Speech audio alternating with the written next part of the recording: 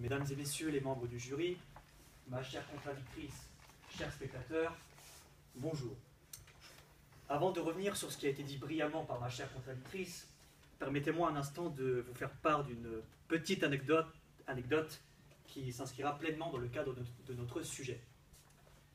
Il y a quelques jours, il y a de cela 2 semaines, alors que je ressortais d'une dure journée de travail à la fac et que je m'apprêtais à rentrer chez moi, j'aperçus dans le hall des affiches m'indiquant concours d'éloquence organisé par l'association AD Process, premier tour les 7, 8 et 9 mars, inscription 5 €.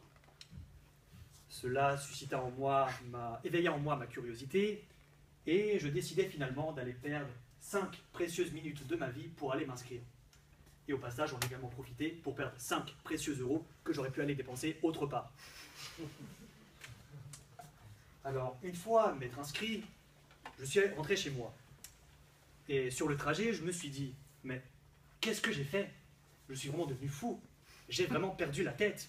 En effet, il fallait vraiment être fou pour aller s'inscrire à un concours d'éloquence, alors que durant la même période, nous avions un galop d'essai à préparer, que j'ai lamentablement raté d'ailleurs, des TD à préparer, des commentaires d'arrêt, des dissertations. Bref, vous l'aurez compris, il fallait être fou, il fallait avoir perdu la tête.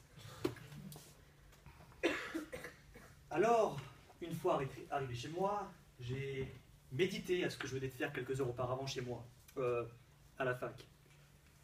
Et je me suis même posé une question, figurez-vous.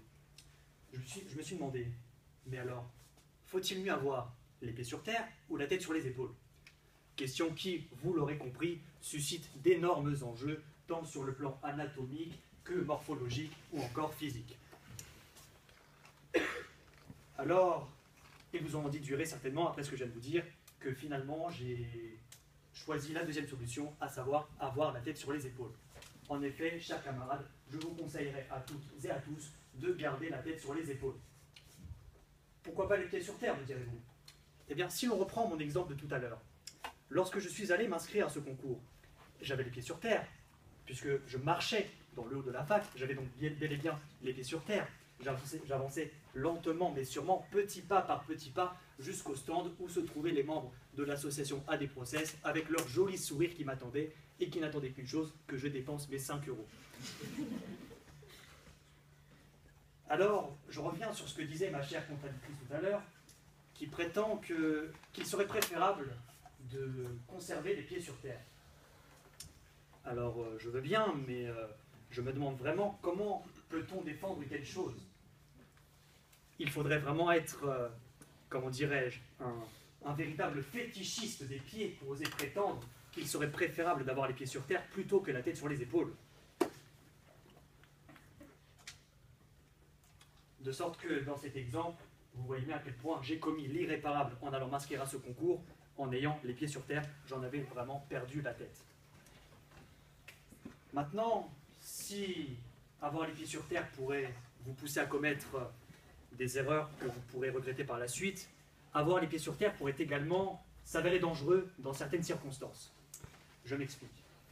Imaginons, chers membres du jury, que l'idée vous vienne un jour comme ça, que l'idée vous traverse l'esprit.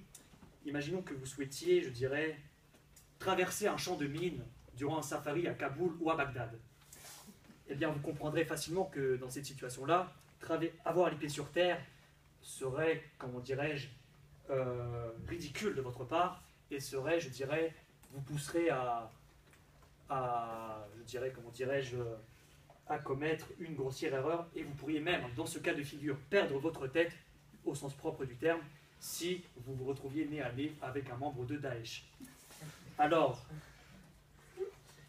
en définitive, chers membres du jury, si, durant vos délibérations, vous souhaitez avoir les pieds sur terre au risque de mettre les pieds dans le plat, eh bien je vous conseillerais fortement de bien conserver la tête sur les épaules pour désigner le vainqueur de ce premier tour. Je vous remercie.